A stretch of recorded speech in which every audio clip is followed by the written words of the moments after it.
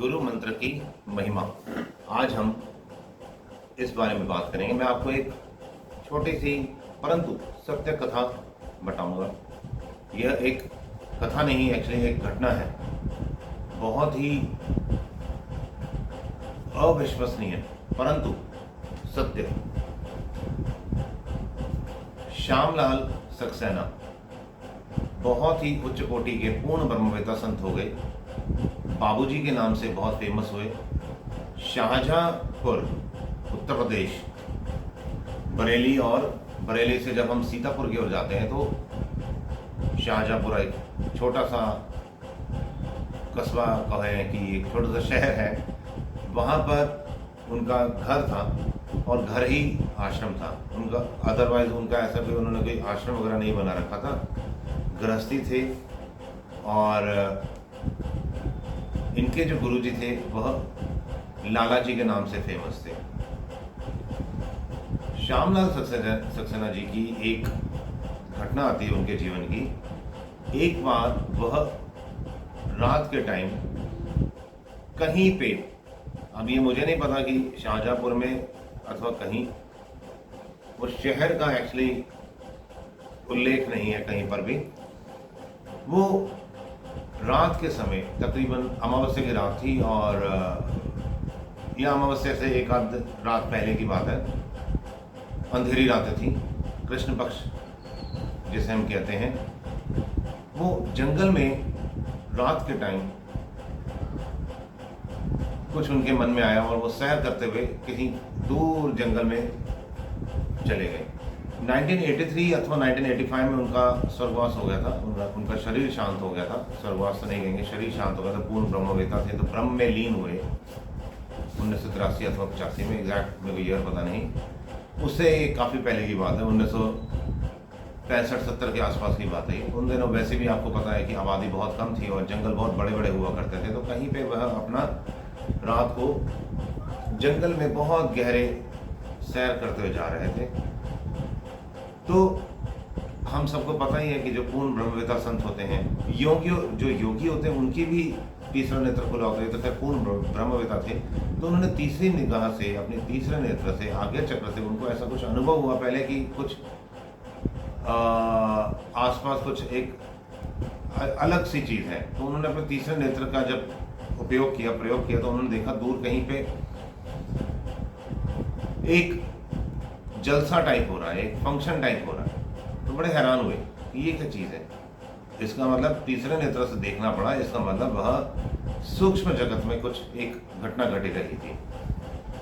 तो गुरु महाराज कहें, बाबूजी कहें, उस तरफ चले, और जब वो नज़दीक गए तो उन्होंने देखा कि वो तो एक, जितने भी भूत हैं, प्रेत हैं, वह एक जश्न कर रहे हैं। तो उन्होंने थोड़ा दूर खड़े होकर किसी एक, उन्हीं में से एक व्यक्ति को जो थोड़ा आसपास घूम रहा था, उसको बुलाया और उसको पूछा कि भाई ये क्या हो रहा है। उसने कहा कि भाई आप को मैं बता देता हूँ, आप संत हैं, परंतु कोशिश करना कि किसी भी तरह से हमारा जो ये फंक्शन हो रहा है ये खराब ना हो। तो बाबूजी ने कहा हाँ नहीं, आप बोलिए। उन्होंने कहा जो हमारा जो भूतों का जो राजा है बेताल, वो बेताल का जो लड़का है वो बड़ा हो गया, अब उसका विवाह करना है, तो कल उसका विवाह होगा, तो ये उस विवाह की तैयारी है।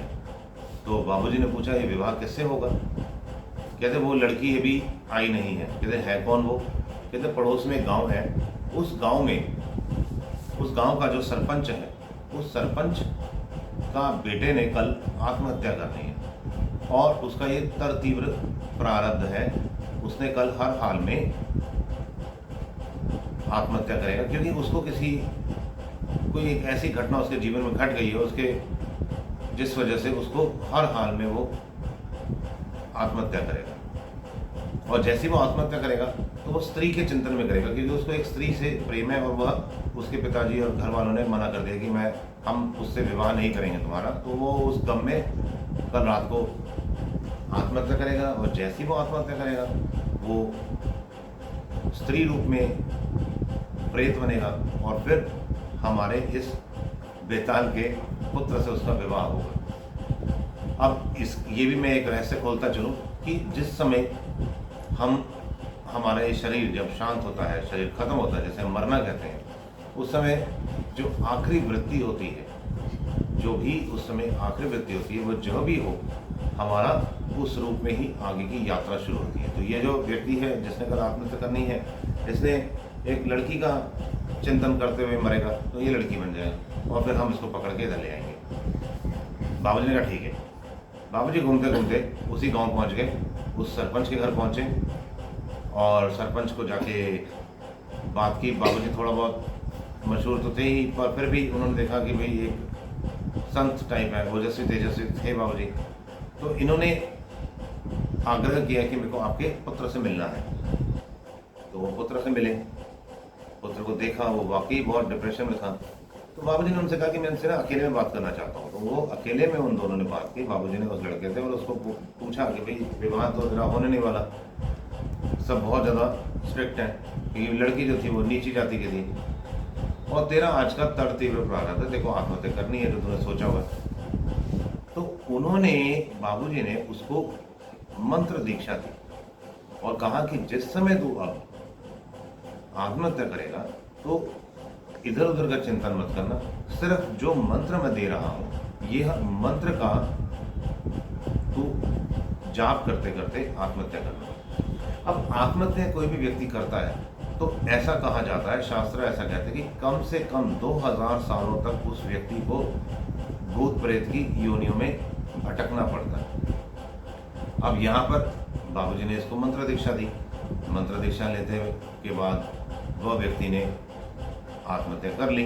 अब मंत्र जाप करते हुए की और मंत्र जाप करते हुए की, तुलसी का पत्ता मुंह में रखेगी तो इससे क्या हुआ, उसकी सदगति होगी, क्योंकि जो मंत्र था वह पूर्ण ब्रह्मवेता संत ने दिया था और उसके बहुत से पाप वैसे ही कट गए। और जो एक नियम है कि जो आत्महत्या करेगा वो कम से कम 2000 साल तक भटकेगा, वह नियम भी यहाँ पर लागू नहीं हुआ मंत्र दीक्षा के प्रभाव से, और वह सदगति हुई और वो ऊंचे लोकों में उसकी यात्रा हुई। अब बाबूजी रात के टाइम फिर से उसी स्थान पर पहुंचे जहाँ पर पिछली रात को ये सारा झमेला हो रहा था। अब वहाँ पर उन्होंने देखा सब डिप्रेशन में है, सब एकदम परेशान है, सब रो रहे हैं, एकदम सब मायूस बैठे हैं, फंक्शन सब खत्म हो चुका है। तो बाबूजी ने उसी वाले प्रेत को बुलाया और पूछा भाई क्या हुआ, तुम्हारा तो बहुत बड़ा फंक्शन होने वाला था। तो उसने कहा कि बाबूजी हमने आपसे पहले ही कहा था कि बता रहा हूँ मैं सारी बात, पर हमारा फंक्शन खराब ना हो, ऐसी कृपा रखना। आपने जाके मंत्र दीक्षा दी, उसकी तो सदगति हो गई। अब हमारा जो ये बेताल का पुत्र है जो, ये अब कुंवारा ही रह गया। तो ये एक छोटी सी सत्य घटना है जो मैंने आपको बताई, सिर्फ ये समझाने के लिए, ये बताने के लिए कि गुरु मंत्र का कितना ज़बरदस्त प्रभाव होता है। परंतु गुरु मंत्र भी, जैसे हमें पता है, गुरुओं की भी विभिन्न श्रेणी होती है। तो जो मैंने ये आपको घटना बताई है, ये पूर्ण ब्रह्मवेता संत थे श्यामलाल सक्सेना जी, जिन्हें बाबूजी के नाम से भी फेमस है। यूट्यूब पे भी बहुत सी जगहों पर इनका आपको सत्संग मिलेगा। अगर आप श्यामलाल सक्सेना टाइप करेंगे तो आपको मिल जाएगा। श्यामलाल सक्सेना बाबूजी इस तरह से टाइप करना यूट्यूब पे, तो आपको कई जगहों पे कई कुछ इनसे रिलेटेड मिल जाएगा। All the best, God bless you all.